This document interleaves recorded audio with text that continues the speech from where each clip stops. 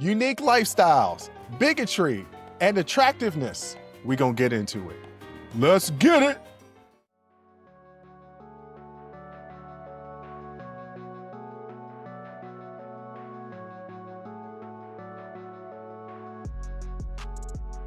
Welcome.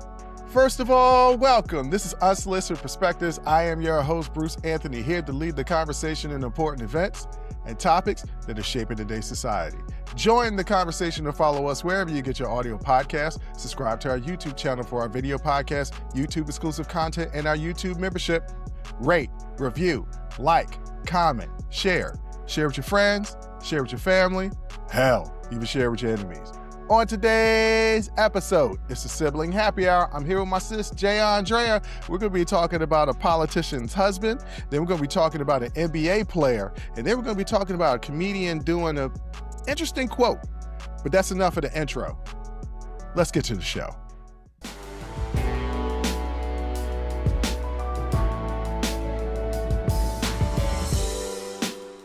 What up, sis? What up, brother? I can't call it. You sent me something earlier today that you just were tickled by. I wouldn't say tickled. I mean, a little bit. Now, for those people that don't know what I'm talking about, the Daily Mail came out with an article, and this is something that I just threw into the episode, so I'm not fully prepared. But the Daily Mail released that Kristi Noem's husband basically likes to do. It's a thing that all of a sudden my internet doesn't want to work. It's basically cross-dressing, but it has a specific name that's attached to it. He likes to bimbification. Is what it is. He likes to do bimbofication scenes as basically giving himself like inflated breasts. So he was chatting online with fetish models, sending pictures back and forth. This is what's been reported by the Daily Mail. Now, I saw pictures. Yes, there were pictures that was out there. Yes. So basically, it's Byron Noem, Kristi Noem's husband. Reports claim that Byron has a secret online presence involving, as you said, cross-dressing and fetish-related content, private messaging with online personalities, and reportedly sending significant amounts of money to individuals connected to that activity. Some of this is based on leaked images and message exchanges that began circulating publicly. First of all, y'all, you're going to get caught. It's going to leak. So don't do anything that you don't want leaked. In 2026, if you capture anything digitally, it's going to get leaked. Period. Like just like how if you outside just assume you're being recorded because you probably are, either with surveillance cameras or somebody's phone or something, you should also just assume that if you do capture anything digitally, it's going to get leaked. It just will. All right. So okay. Please be cautious. I hear all that. Let me put my journalism hat on. It's the Daily Mail. It's a tabloid. Okay. This is not Newsweek or New York Times. And actually, Newsweek and New York Times are reporting from the Daily Mail, but they're still sourcing it as this is tabloids. Now, they did reach out to him. And his quote was something like, hey, I'm not going to respond to this now. I will respond to it later. Something like, keep us in your prayers. Kristi Noem responded with, the family was blindsided by this, and they asked for privacy and prayers at this time. The responses and the quote leads me to believe that this is true. Also, the administration might have known that this was going to come out, and it was not the deaths that happened in Minneapolis that got her removed from ICE, but actually this, because MAGA does not want something like this. This would fall under I don't know if it would even fall under the LGBTQ plus community, because I don't know. Queer? I could characterize it like that for Okay. sure. I mean, if you are dabbling in gender fluidity, then Which is yeah, essentially you could. cross-dressing. That's gender. Yeah. So yes, and MAGA is completely against anything that has to do with the LGBTQ plus community. So I could see that she was removed because this was about to leak, because she was just removed maybe like 1 or 2 weeks ago, if I remember correctly. From as Homeland Security Chief? Yeah. Yes, it was earlier, earlier this month. I mean, Last month, March. because now we're in April. Yeah. But yeah, Yeah. so like they, before the Daily Mail would drop this, they would reach out.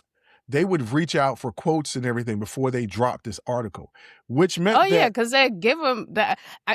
I just assume Daily Mail is just like a tabloid. I honestly don't know anything about their business or journalistic practices, but traditionally with a tabloid, they give you opportunity to kind of pay them off, to either slow it down or to squash it. But the photos were sold to the Daily Mail, and that's why they, led with the story. But it's in the New York Times. I mean, they're not commenting. Well, it's like it's what you said. I mean, he basically texted the New York Times back after they requested interviews and was like, as far as like his response to interview requests, he said, "I will at some point. Today is not the day. I appreciate your heart." Like, so, I don't know how long the Daily Mail had this.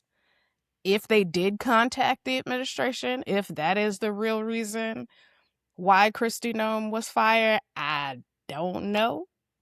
But it is a British tabloid. It's not quite TMZ. TMZ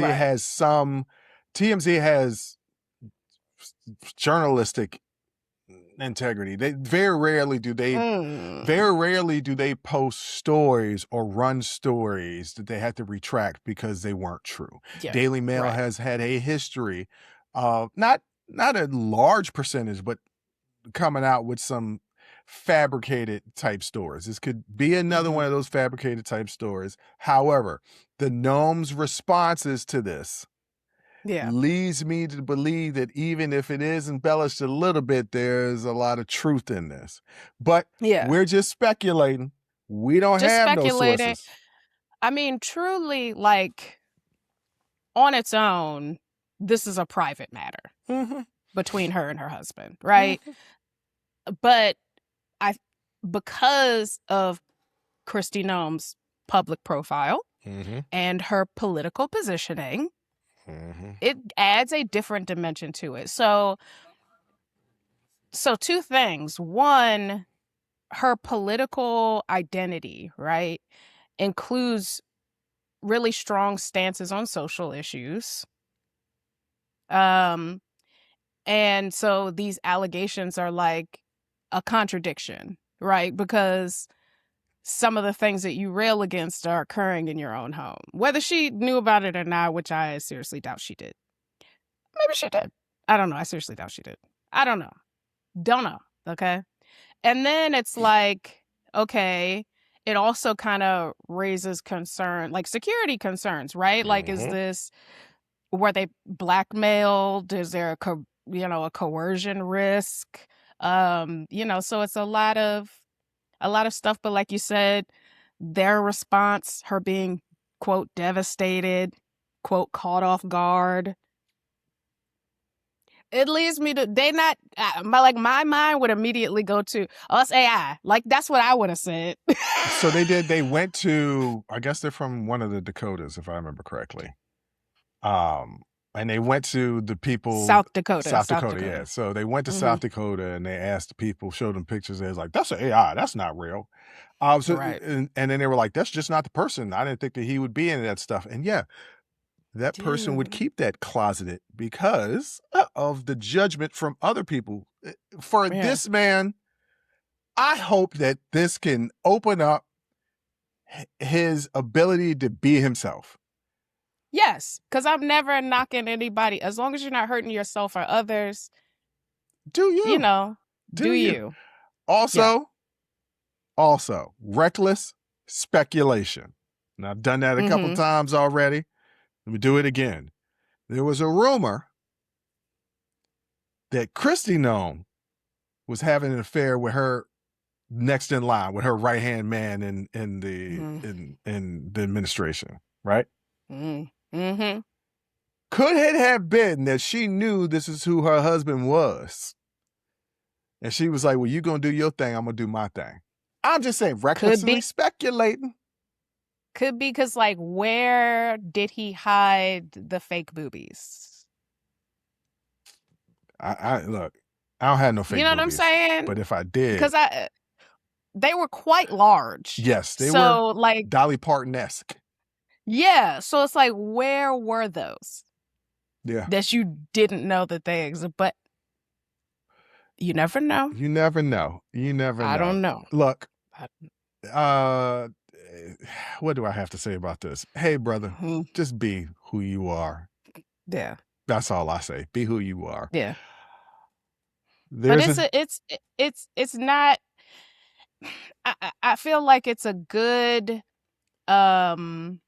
example about this kind of intersection of like privacy, right? Power, and then also perception. Right? So it's like the public really decides like how to interpret what's going on. Like it's like you said, the New York Times article, they were like, hey, it's AI. That's not the guy we know. Like the public will make their own determinations about like how to interpret this. But I think the level of transparency we need, especially for people who are the loudest in the room and are in positions of power. I mean, if you choose to get into a position of power where you have influence over the daily lives of the general public, we should be able to securely say that you practice what you preach.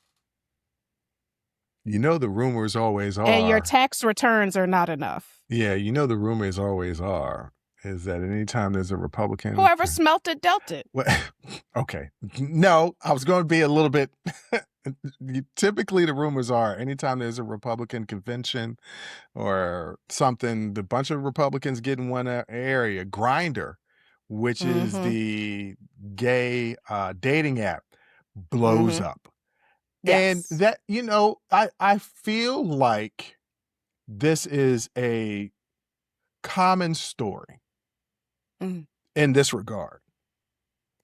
When society deems this is normal, this is not normal. Right or wrong, society deeming these things. Yeah. If you fall along those lines as what society deems as wrong, you naturally say, well, if everybody believes that this is wrong, I'm not going to do it, which is suppressing who you are. And in suppressing who you are, your actions or whatever, hate develops because you hate who you are. So a lot of people... And you resent not being able to express yourself authentically. I think those people resent subconsciously. I don't think they consciously resent the fact that they can't be who they want to be, because I think that they don't want to be who they are. No, I think inherently you want to be your authentic self. But when you feel like it's not safe or acceptable and you have to hide that part of yourself, when you do see people living authentically, you resent it. Yes, but I also believe that there are some people out there, and it doesn't have to be sexuality. It could be race, it could be religion, it could be anything. That wish self-hate is real. Yeah, that wish they weren't what they were. Yeah. I look, I don't know I'm not going to call nobody out personally, because it's been a long time since I've been directly faced with this. But I know from just living my life that there have been Black people who are like, man, I wish I wasn't born Black. And that has always been crazy to me, because I wouldn't want to be anything else. Yeah, because what you're doing is you're assigning the problem to Blackness. Blackness is not the problem. It's never been the problem. The problem is racism. But I know women who are like, man, I wish I was born a guy. Life would have been so much easier. And they're right? Like life would have been easier if you were a guy. But you are uniquely special because you are a woman, and you can be the greatest person that you are in this patriarchal society. So, but I know people who self-hate, and it seemed like from the Daily Mail article that he would be engaged in these conversations with these fetish models, and then would be like, I love my wife and family, and then would ghost for a while and then come back. Yeah. From the Daily Mail, which is a tabloid. Guilt. I'm sure there's a lot of guilt. I'm sure there's a lot of shame. I'm sure there's all of that this person is facing allegedly. Allegedly. And it's real easy for me to stand up on my soapbox and tell people, hey, just be who you want to be who you are. Yeah. When in essence, I didn't even become who I wanted to be until I was close to 40 years old. Right. When I didn't become who I was now getting good. Yeah. What the hell did you just say? Like, it's just now getting good. Like, I know who I am. I thought you said that I'm just now getting good. Like, Bruce is just now getting good because he wasn't shit before. I'm talking about being in their 40s. It's just now getting good. Like, I feel like myself authentically. I feel, But that's us personally. I know of people who were always themselves. They didn't need to suppress anything or felt the need to suppress anything, or was suppressing anything subconsciously, right? Yeah. I'm an artist. That's what I love to do. I love to be an artist. I wish I really pursued theater in high school. Couldn't. Could have if I considered myself the maverick that I'll always say that I am. Yeah. Could have, but it would have been looked upon as, what's a delicate way of saying this? Not the most masculine thing to do. Yeah, and in 90s high school, it could have been social suicide. Like, it was very much, you had the athletes and, slash jocks, the theater kids, the nerds, like, it was that kind of hierarchical structure. If anybody's seen Clueless, you know what high school was like in the 90s. It was difficult. I did a play in my freshman year, and I didn't pursue theater after that, even though I really enjoyed it because of what I thought my friends would say. And so, everybody knows being young sucks. And it doesn't matter how much, because my boys would always say, and these are my boys from high school, they would say, you always do the opposite of everybody else. If everybody else is doing this, you're going to do that. And I would be like, not all the time, because there's a lot of times that I went with the crowd and I didn't fight that current. I pick and chose my battles, but I pick and chose my battles to the detriment of who I could have been. I could have been Michael B. Jordan. Maybe. Coulda. Maybe. You know what I'm saying? And I didn't pursue that. Yeah. And I mean, I could still pursue it now, but I mean, what 45-year-old person starts acting and then plenty. The great thing about acting is you're playing human beings, so your age doesn't matter. This is true. Yeah. But what I'm just trying to say is that it's really cool when you become authentically yourself, and there are people listening and watching this and knowing, you're not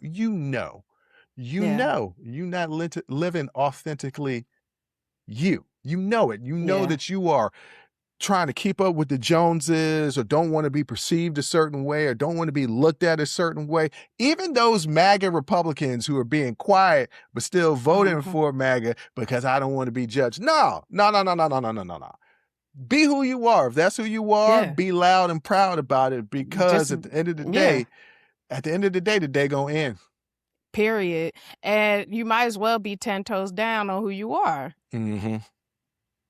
And if you're worried about backlash because, you know, you support MAGA and I don't want people to know because I don't want to have to face this. Okay, well, then think about your choice. Because honestly, like, I don't know. I can't think of anything off the top of my. I like soccer. I like football, right? Mm-hmm. If somebody told me soccer sucks, I'm willing to go to bat with you about how good soccer is. Like, it doesn't matter if I get pushback. This is something that I believe. Okay. And so I'm going to be 10 toes down. Like, just an example, like, so if you're afraid of the backlash of your political decisions, for example, then maybe you need to think about, is this really what I believe if I'm not willing to defend it if I have to? Mm. You know, it's funny that you bring that up, because in the next segment, we're going to talk about two contrasting people that contrasting in the way they are handling the pushback on their conservative values. And we're going to get into that next.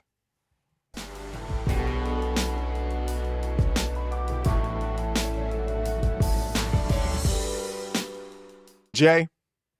Yeah. What are some of your favorite musical groups from the 90s? From the 90s? Oh, man. 90s. SWV. Mm-hmm. Come on now. Mary J. Blige. Mm-hmm. Okay. Did I say group? I meant to say group, but just acts. Oh, you said group? I don't know if I said group. I said acts, but go ahead.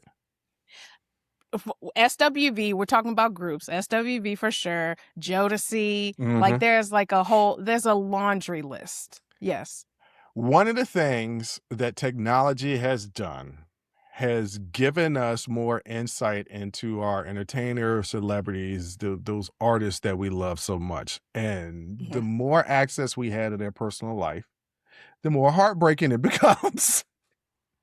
Because we find out information that is just like, oh, I got to question whether I can still listen or watch what you've created because the person you are is so horrible. Yes. Why am I bringing all this up? It has recently come out, but it's been trickling since 2017, that Chili from TLC is MAGA. Rosanda Thomas? She MAGA. Okay, so I did see this story. Mm-hmm. Okay. I'm gonna let you talk about Rosanda.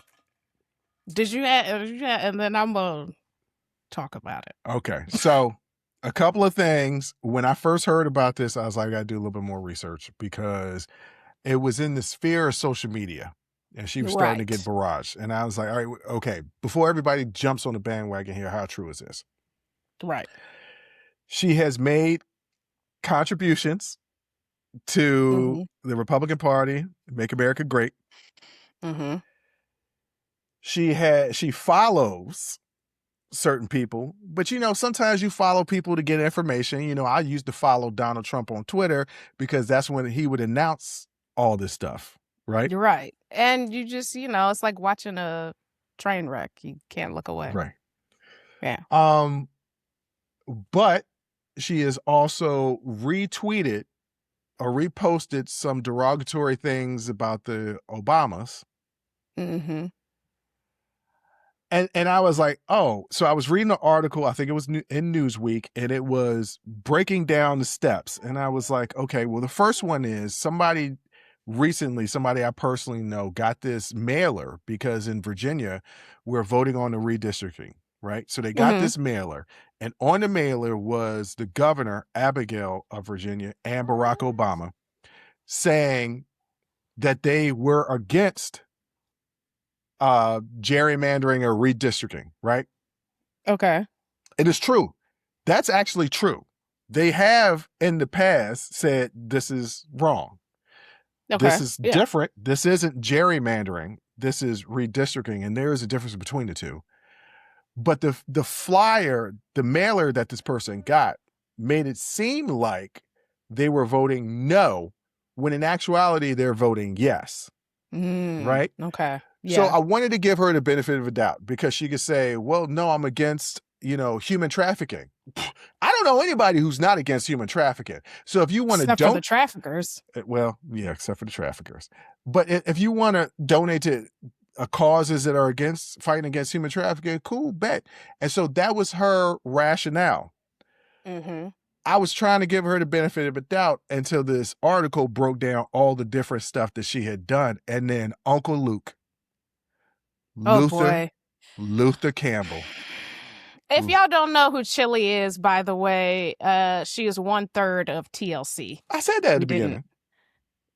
No, you just said Chili is MAGA. And I said Rosanda Thomas. I said Chili from TLC. Yeah, you kept saying her name and didn't hear me. That's all it was. I said it. Oh, okay. I said it. But just in case. Luther Campbell, Uncle Luke, the front man of 2 Live Crew, right, had a screenshot of all the likes that Chili had done on Instagram. Because you could see, if you follow somebody, you could see somebody's likes. Charlie Kirk, Donald Trump, all this type of stuff. Like before Charlie Kirk died, I'm talking about following Charlie Kirk and agreeing with what Charlie Kirk is saying. The same man that said women aren't intellectually smart enough to vote. That same man. Uncle Luke busted her bubble. So with all that information being presented, Chili is MAGA, even though she's trying to deny it. She's trying to openly deny it. But girl, the proof is in the pudding. Right. I'm sorry, like, you can get away with, I think, making financial contributions to organizations that you thought were supporting anti-human trafficking and veterans causes, and you could say, I didn't know they were pro-Trump or MAGA aligned causes. That's cap, first of all, or for our generation, you perpetrating, first of all, because everybody knows anything pro-Trump or MAGA is going to have very clear branding on it. Very clear branding. That is kind of Trump's whole thing, is branding. So there's no way that you did not know that these were pro-Trump or MAGA aligned causes. That's number one. She says, I don't support Trump's policies. Plenty of Trump voters don't support his policies. Plenty of them. Plenty. And they won't openly talk about supporting him, but they voted for him anyway, even though they know he's a terrible person and a felon. Okay? So that also cap. And then the repost, where she posted a conspiracy-related video involving Michelle Obama, she said it was accidental, attributing it to the confusion with Instagram's interface. Girl, bye. Goodbye. Do you know how many buttons you have to push to repost something? Actually, it's not like you could repost something. You could, if you see a post, you're more likely to like a post than you are to repost it. Yes, but it's not difficult to repost because the buttons are all right there next to each other. So was she trying to comment? Was she trying to like it and accidentally hit repost? But also, I just feel like that's cap. Yeah, it's cap. It's cap. Yeah. She, in her rebuttals, she emphasized that she has a long-standing respect for the Obamas and even noted that she voted for Barack Obama twice. Don't care, girl. People change. People change. Okay? But the story did not stop with just her explanation. Follow-up reporting pointed to what critics are calling receipts, including repeated likes on politically conservative and pro-Trump content. You saw that Luke exposed her for that. Engagement patterns that suggest this may not have been a one-off mistake.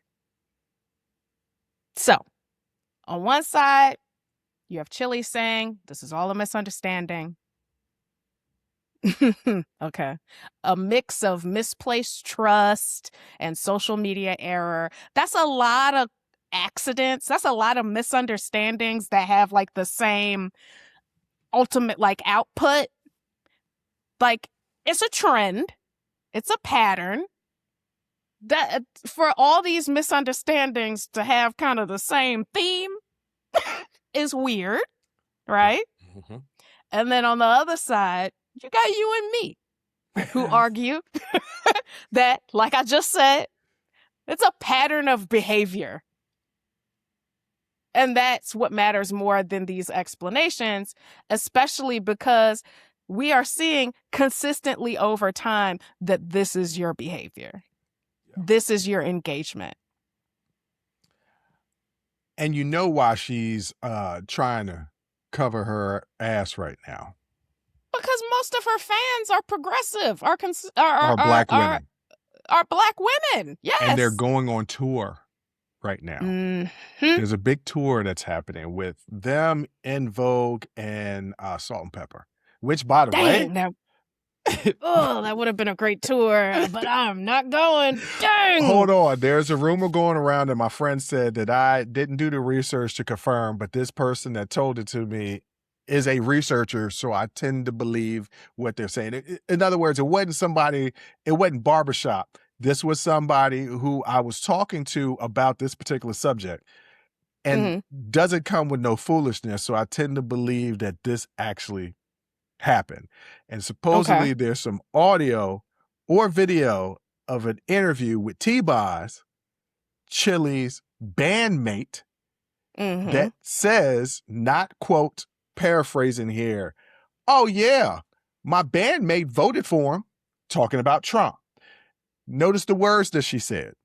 Not my friend. No. Not my homie, not my sister. My bandmate voted for him. So this is a thing that people like has been known. Also, totally makes sense. Also, Go ahead. Also, totally makes sense that that's the reason why Usher cheated on her. Because he knew who she was. The confession was, she really a conservative. And I can't take it anymore, no matter how fine she is. And she is. Just when I thought I said all I could say. You MAGA and that ain't okay. Like this. Okay. Like, I just feel like, yeah, it's cap. Like, okay, are we really honestly supposed to believe this is a case of just misinterpretation and digital missteps when we see a consistent pattern of behavior? And sources close to T-Boz, so again, take this with a grain of salt, is saying, don't put T-Boz's name in it. Oh, no. She has been very vocal about who she supports and causes that are important to her, and they are progressive. So she was like, don't put me in the... but she ain't exactly come out and been like, yo, not too much on my girl. If what you heard is true, she calling her a bandmate. Yeah, calling her a bandmate. That's that's my bandmate. That sounds like somebody you've known for a long time who switched up on you and is now different, and you don't really rock with them like that, but y'all trying to get the shmoney, so you're gonna keep it cordial. Yeah, that's exactly what it is. That's what it sounds like. But I hinted in the last segment when we were going to talk about this segment, this was about two stories. One story where a person was not being authentically themselves, lying to try and whatever, probably get that money, right? Yeah. And another person who was like, no, this is authentically me. I'm going to be loud and proud about who I am. Not saying it's something to really be loud and proud about. Right. Do you know who Jaden Ivey is? Jaden Ivey? No, but I know Jayden, yeah. Yeah, it's not Jordan, it's Jaden Ivey. Jaden Ivey. He was a member of the Chicago Bulls. He was recently traded earlier this year from the Detroit Pistons. And he was, as of earlier this week, earlier last week, a member of Chicago Bulls, but he's not anymore. And why?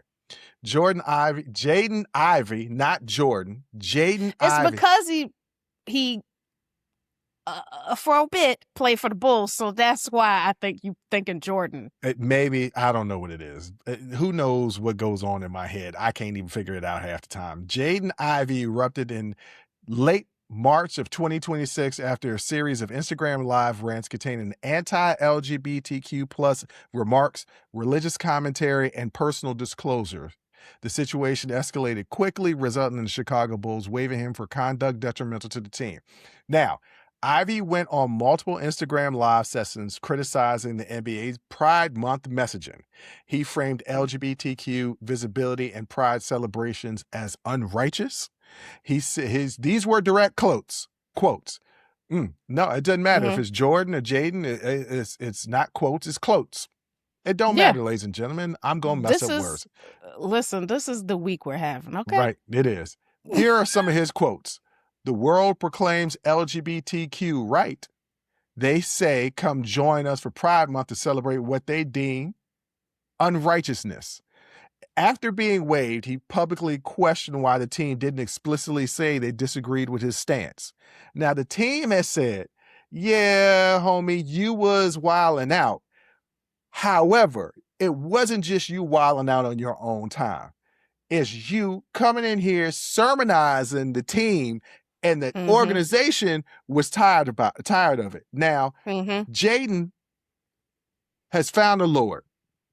Ordinarily, I would say praise, because ain't nothing wrong with finding the Lord. However, he done found the Lord and immediately started sermonizing and critiquing everybody else's life and what they were doing, and people got fed up with it. And it was okay when it was just in the locker room because they could just be physical and beat you down and tell you to shut up. But then he took it to the outside, and the world is like, yo, this is straight bigotry, what he's talking about. Yes. And he wouldn't stand up. It wasn't just the LGBTQ plus. It was a whole bunch of religious stuff. It was abortion. He even brought up the fact that he had suffered through depression, and I guess he found the Lord, and that's good, and that's helping him through the depression. But his anti-LGBTQ and anti-pride commentary and all of his things that he's talking about, his criticism of wicked music, his anti-Catholic remarks, the Bulls said, we done with you. We can't deal with it anymore. So, but he's not backing up. He was like, yo, if y'all gonna release me because of what I say, then say that. Don't say conduct detrimental to the team. But the conduct was detrimental to the team. Yeah, they said the thing. And so he responded in a live stream hours after being waived. He said, quote, "They're liars, bro. This is lying. All I'm preaching is about Jesus Christ, and they waived me. They say I'm crazy, right? I'm psycho." End quote. Hey, bro. Don't know if you read the Bible. Jesus never said anything about the LGBTQ community. It's funny. Not in there. It's funny that you say that. It's funny that you say that. Because there is something in the Bible that says something about homosexuality a couple times. But what people love to focus on is Leviticus. Ladies and gentlemen, my uncle would be kind of proud. I'm about to turn on my preacher's cap and give a little bit of a sermon. Just a tiny bit. Okay. Yes. Leviticus chapter 18, specifically verse 22? Yes. Verse 22. Do not have sex with a male as with a woman. This is the verse that's most associated with homosexuality. So once again, that is Leviticus chapter 18, verse 22. But dig this here. There's a lot of verses in this chapter. A lot of verses in this chapter. Leviticus chapter 18, verses 1 through 5. God tells Israel not to live like Egypt, The core idea is I'm your Lord, your God, so don't copy surrounding cultures. That's verses 1-5. Remember, I said the one dealing with homosexuality is just one verse. Mm-hmm. Okay?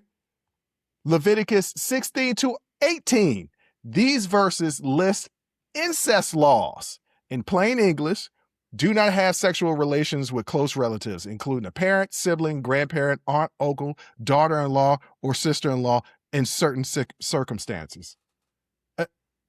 So these are verses 6-18. Mm-hmm. We can all agree, don't have sex with a parent, a sibling, a grandparent, an aunt, uncle. Yeah. But how many people out there have sex with daughters-in-laws or sisters-in-laws? Mm-hmm. And notice the wording there. Doesn't say father-in-law, brother-in-law. Says specifically daughter-in-law and sister-in-law. Why? Don't be sleeping with another man's woman. Mm-hmm. Leviticus 8:19. Don't have sex with a woman during her menstruation period. Mm-hmm. That's a whole verse. How many people out there having sex with women on their menstruation period? I love that it's menstruation period. Well, you know. That's a lot. But yes. Leviticus 18, verse 20. Do not commit adultery. Mm-hmm. So everybody loves to bring up, and there's more, obviously, Leviticus 18, verse 23, don't have sex with an animal. But the larger point I'm trying to make is people like to pick out this one verse mm-hmm. in this entire chapter of a book and say, this is something that we need to focus on and don't do it, by also completely ignoring everything else. Because last I checked, there are people out there committing adultery. Yeah, there definitely are. All right. Our president, like it's going out of style. Our president has committed adultery multiple times, but yet he's against homosexuality. When it's all in the same book. And actually, adultery is a commandment. It is. I'm just simply saying, it's funny how people take the Bible and want to fixate on certain stuff and don't look at the totality of the message. Yeah, but here's my thing. We're not Hebrew. We're Christian. So y'all supposed to be looking at book 2, New Testament. They don't. You can look at you're supposed to be looking at the New Testament, but that doesn't erase the Old Testament. You're supposed to use both. No, it doesn't. It don't. It doesn't mean that, right? I get it. You're not supposed to just completely forget about the Old Testament, but we are following, as Christians, I would hope, the teachings of Jesus Christ, right? Yeah. And Jesus didn't say nothing about them people. Jesus says nothing directly about homosexuality or same-sex relationships in the Gospels. Yeah, I mean, this is another example of people picking and choosing what they want to follow. And this is the reason why I get annoyed with these Christian conservatives who say that they are basing all of their moral beliefs on the Bible. Like, what part of the Bible? Because you pick and choose what you want to face the beliefs in. Jordan? Yeah. You are not Jordan. You are Jayden. No. Jayden, you definitely ain't Jordan. Look, ain't nothing wrong with having a relationship with the Lord. But if you're going to read it, the Bible, don't read it specifically to attack others. Read it to gain your own understanding. And if you want to live your life, quote unquote, righteously, then by all means do it. That does not mean that you have the right to press upon your beliefs on anybody else. And the first thing people will say, what if he felt ordained by God? It's a lot of people out here that felt like they were ordained by God and they weren't. And they were not. So, there's nothing wrong with saying what you believe. But when you start preaching, sermonizing, and then attacking others, You got to honestly go. don't have any problem with you sermonizing. I honestly don't. If you feel like something that you've learned or gained through your connection with God, like, will help somebody in this situation, and you start testifying and sermonizing, that's okay. But when you use religion as a tool to oppress or to harm, that's when you lose me. You lose me, because that's not ultimately the goal, I think, of any religion. I pretty much feel like they're all saying, hey, don't be a dick and try to, be nice to people and live your life in with kindness and compassion and empathy. Like, I feel like that's pretty much the central message of everything. How you worship or like specific traditions or rituals and stuff can change. I get that. But ultimately, I feel like the whole point is kindness, compassion, empathy. Like mercy, justice, grace. These things tend to pop up a lot in religion, and y'all not really tapping into that, and I'm kind of confused as to what exactly religion means to you. Counterpoint, not to anything that you just said, because I agree with all of it. What space do we give for people to operate in a world where they have to participate in things that they fundamentally don't agree with?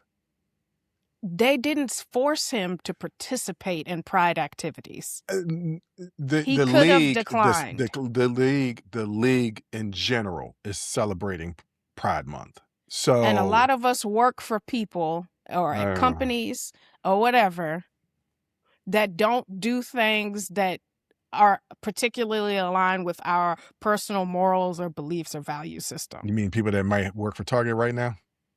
Right. No. But you got bills to pay. Yeah. Well, and Target pays their cashiers well. So it's no, they don't. Well, Target. this was Target. No, Target. Yeah. Walmart was in my head. Walmart, no. Yeah. Walmart was in my head. Target does. Yeah. Target, so yeah. I mean, you got to make money. Yeah. I get it. He threw his career away because I was watching the Dan Le Batard show a little bit yesterday, and there is a talent level where they will excuse your actions and the things that you say if you're talented enough to still produce. To a certain extent. I can't, off the top of the head, I can't think of an example, but if Tom Brady had said these things, not to put that on Tom Brady, I'm just using him as an example. If Tom Brady had said these things, no team is going to cut him for that. What is the difference between Tom Brady and Jaden Ivey? A great deal. Jaden There's Ivey, also a racial difference. Okay. If it was Michael Jordan. I don't think so. Michael Jordan in his prime could get away with this. I don't think he could. Well, in his prime, you talk about the late 80s and early to mid 90s. I'm talking about if you put him in his prime right now. LeBron James could get away with this. Could not say these things. I'm not putting any of these things. I'm just talking about their talent. No, I'm saying I don't think they could get even LeBron James right now. If he, case in point, we got for the Warriors, Steph Curry, religious, very religious. Okay, if he for some reason don't think he would, but if he ever did make comments like that, I think you see them endorsements disappear. Yes. I think you'll look at Kanye. Kanye was at the top of his game. Endorsements. I'm saying I don't think the team would release him. If he's doing the kind of like behind the scenes things that Jaden Ivey was doing, or you're literally a disruption to the team, I think they would. He's also the best player on the team. Like there is no team without him. So I'm just, I'm not giving the Bulls like so much credit because Jaden Ivey was in his contract year. He was a fifth round pick, a fifth pick overall, and he hasn't lived up to it. And now I don't see any team really signing him after this, unless he goes on an apology tour. But he seems like he ain't going on no apology tour. So that's pretty much it.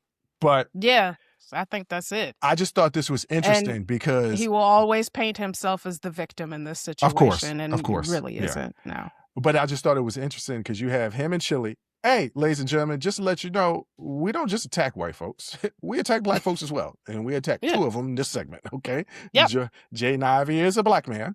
Chili is a black woman. And one, even though I do not agree with him, standing on his business. Yeah. Loud wrong. Not backing down. Standing on his business. Down, though. And Chili, I didn't really do that. Nah, you did it. So it's interesting to see the contrast in people. And when we talk about being authentically yourself, whatever you got to say about Jaden Ivey, he is authentically being himself. Yeah. Don't agree with him, but he's being himself. Yeah, he's being himself. And in this situation, if I had the choice, gun to my head, I ain't got no choice but to make a choice. I would rather be authentically in myself than be a liar. Yeah. And that's what Chili is. So this whole segment was to attack one of the women that used to be the love of my life. And now, no more. Yeah. No matter. I mean, she had my favorite verses in most of the songs. So, like, it's definitely disheartening. She's not the first celebrity that I find out is pro-Trump or ultra-conservative or, MAGA. It's not the first. It's probably not going to be the last. It's disheartening every time I hear it. Because you have a fan base that is diverse. And the policies that you're supporting are directly affecting the people who support you. And I feel like that's a slap in the face. That's a slap in the face. Because I am a cis woman in America and you supported a regime that is against me having my own bodily autonomy. So I find that, and I spent money on you, girl. Yeah. I bought these albums. Yeah. I dedicated my time and my money to you. And this is the repayment. Miss me with it. And then you gonna lie like we dumb? Girl, like I said earlier, if it's captured digitally, it will be leaked. It will. People are going to post them receipts. We love receipts in 2026. We've loved receipts for a few years now. We love it. And it's going to come out. And it's just disheartening. Like, at least just be you. And again, I know, I'm going long. Again.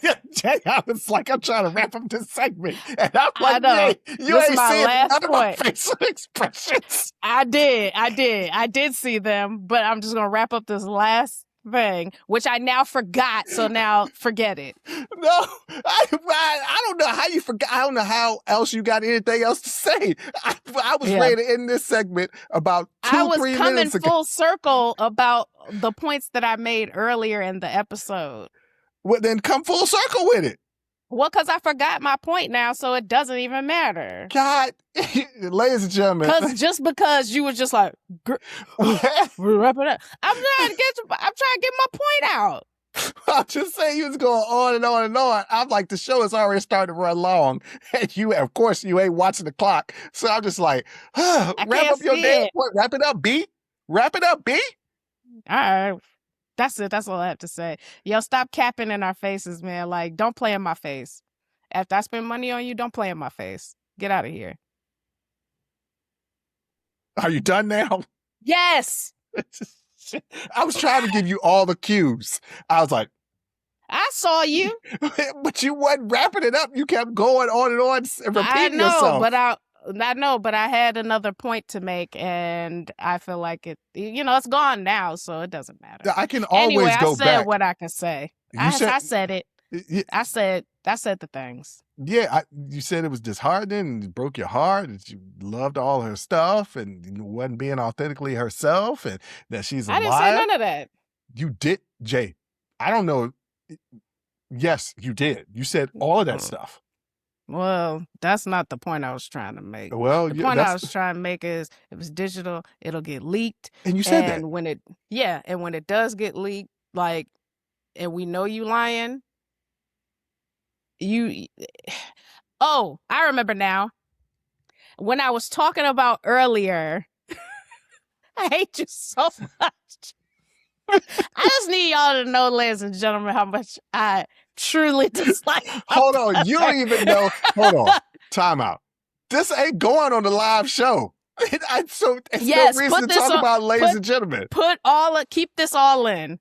No, I'm not. All of it stays in. No, I'm not. Just make your people point. Need to know. All of it stays in.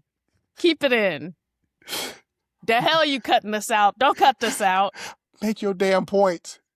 I forgot it again. No, Jay, I'm not going back because you said you was going to do it and I was going to let it go. And then you was like, don't you do that. When your digital becomes. Oh, yeah. It was.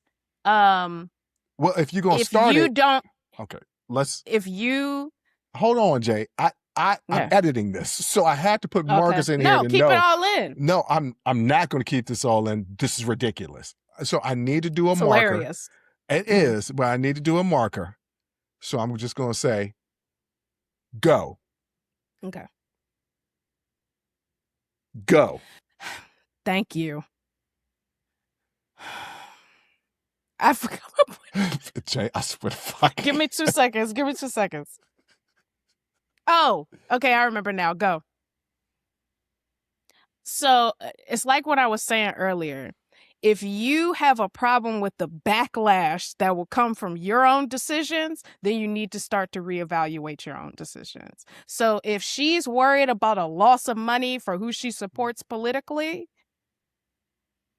maybe that should make you think twice about who you support politically.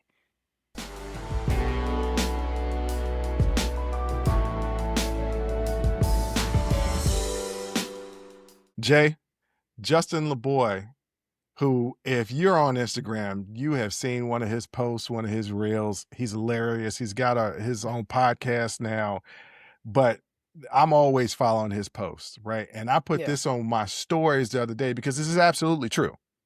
Mm-hmm. And the post read, I can't date nobody ugly.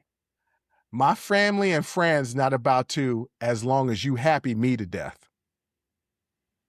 That is one of the worst things that can happen. No, it's not. But we think it is. When somebody is like, as long as you happy, because it's so condescending. You don't if really you like mean it, I love it. Right. And nobody really wants to date anybody ugly. Not really. Right. Nobody is out there searching for somebody that's ugly. But Ryan Davis posted something on Threads that I saw earlier today. And I thought it was really, really cool because he challenges these deeply ingrained social behaviors of how physical attractiveness influences how people, especially women, are treated. So the quote will calls out men for trying to respect and tolerance to appearance rather than character. So this is what he actually said. He said, men have to stop saying stuff like, she doesn't even look good enough to be asking for all that. It implies that we shouldn't treat women according to their character. A woman's looks will never make her a good friend, wife, or mother. We as men have to collectively fight the urge to pedestrialize. That's a hard word to say, ladies and gentlemen. I don't know if it's actually a real word. Pedestalize. Well, that's what I said, right? Pedestrialize. Well, pedestalize beauty if we want women of substance. And I was like, Ryan Davis, first of all, if y'all don't understand Ryan Davis, he's a comedian, stand-up comedian. He's brilliant. I've gone to see him in person several times. He is insightful in his thought process and brings up real-world conversations, and this is another prime example of it. Yeah. And it counteracts what Justin LeBoy was talking about, because if the person makes you happy, who gives a damn what other people think? But we do this ourselves. Yeah. We look for looks first and then take character. And then we will often let attractiveness level determine what we tolerate in a relationship. I'm a prime example of it. I've done it several times. There have been some women who have treated me unkindly, but were fine. And there was this one woman that I dated. This had to have been 12 years ago. Yeah. So I'm in my mid-30s. I haven't gotten to that point where I've grown up. And she was not the prettiest woman. But boy, did I have so much fun with her. And man, did we have a great time together. And she would always say, hey, why don't we go out with my friends? I would always make excuses why I couldn't go out. She was like, hey, how come we always come to your house? How come we don't like go out and do anything? And my ego wouldn't allow for somebody who wasn't attractive to be seen with me. And ladies and gentlemen, I didn't say I was a good person back in the day. That was a horrible way to act. And then there were times that I've been with women. There was one woman that I dated for about a year, and there were 4 or 5 separate times because she was very attractive. And I'm, above, what I'm saying? I hold it down. And there were several times that we were stopped in the street or at a restaurant or whatever. Y'all are a gorgeous couple. Now, she would say they're being racist because she was white. And I was like, no, I'm normally a bloodhound that's sniffing out racism. They're just giving us compliments because we're good looking people. But she also did some things. How is that racist? Because she was white and I was black, and supposedly I'm light skinned. So therefore I'm able to be considered universally attractive as opposed to a dark skinned person. And I was like, those stereotypes aren't true anymore. And as a matter of fact, she's reaching for that. I mean, a compliment typically. She was always reaching for racism. And I was like, as somebody who sniffs out racism as a bloodhound, like, stop it. But we've all done it. And Ryan is right. And I see too many guys that make these comments. It'd just be be in the gym working out, and it'd just be a woman, a newscaster or something like that, and be like, she all right looking. Like, she didn't even ask you to judge her. Why is that immediately our first thought? And I've had to break myself out of the cycle. But also, I don't want to be seen with nobody ugly. But what's implicit in that is you yourself don't find the person attractive. It really doesn't matter what everybody else thinks. You yourself don't find the person attractive, because I guarantee you, if you find someone attractive and people try to argue you down about it, you gonna be like, are y'all seeing what I'm seeing? Because I don't understand. There are plenty of times where I find somebody attractive and my friend be like, I don't think so. I'll be like, you're tripping. It's the fact that you don't find the person you're with attractive, so you're embarrassed. No. You found them. Now, if you found them attractive, the fact that you could say, I have so much fun with her, but she wasn't attractive, because you don't find her attractive. No. I did find her attractive. Well, okay. Once you again, her body was amazing. Okay. So I was attracted to her. Yeah. Portions of her. Yes. But I mean, we're all attracted to portions of people, whether we want to admit it or not. Yeah. But that's the thing that we need to unlearn, is like loving somebody holistically and not taking body parts and saying, I love these pieces, because then you're reducing somebody to an object that you could peel apart, the things that you like, that your favorite things. And that's not what people are. They're a whole complete being, and we need to get away from that. But if you're talking about you with somebody and I don't want to date nobody ugly because everybody will be like, oh, bless you, me to death, that's not the person for you, because you don't find them attractive. It doesn't have nothing to do with anybody else. Because if you found them attractive, you would defend them. No. once again, instead of hiding them. This goes back to, I forget what segment we in, because ladies and gentlemen, this recording has We're gone in segment 3. I know what segment we're in, but I forgot where we were talking about this because this recording has gone super long. And I'm not talking about the stuff that y'all actually seeing and hearing. My sister in the second segment, good God. But I can't remember which segment it was that we were talking about how people weren't living authentically themselves. I think it was the first segment. Weren't living authentically themselves. So outside pressure of people can force you to relinquish things that make you happy. So I'm going to push back on that argument that you're saying, well, you don't find that person attractive. That may not be the case. It may just be the case that you don't want to hear nobody else's shit. Because you already don't see them as attractive. You're preemptively concealing this person because you know other people will say something about their attractiveness because you've already not because they've said it, but because you've already deemed this person unattractive. No, you may have deemed them average, right? Not breathtakingly gorgeous, but not ugly. Did I deem that young lady as ugly? I didn't deem her as ugly. She wasn't ugly. She just was, regular. But I had a great time with her. And she got fed up. And in secret. Yeah. Well, I eventually went out. We went to this hole in the wall pool hall. I was like, see, we out. Look, ladies and gentlemen, I was a jerk back in the day. And she knows who she is. She's probably not listening to this because she does not mess with me anymore. And who would blame her? But this is not solely a man issue, but it's majority a man issue of treating people I don't think based that's true. Visually, I think men are more visual than women. It is more important for men to be stimulated visually than it is for women by and large. I don't think so. Listen, this is not going to be the most feminist thing. Oh Lord, here we go, that ladies I've and gentlemen. said in my life, okay? But it also happens to be true. The sexual harassment sometimes don't look like sexual harassment if the man is fine. Hold on. It's look. It does. I've been. You've worked with me and seen me be sexually harassed.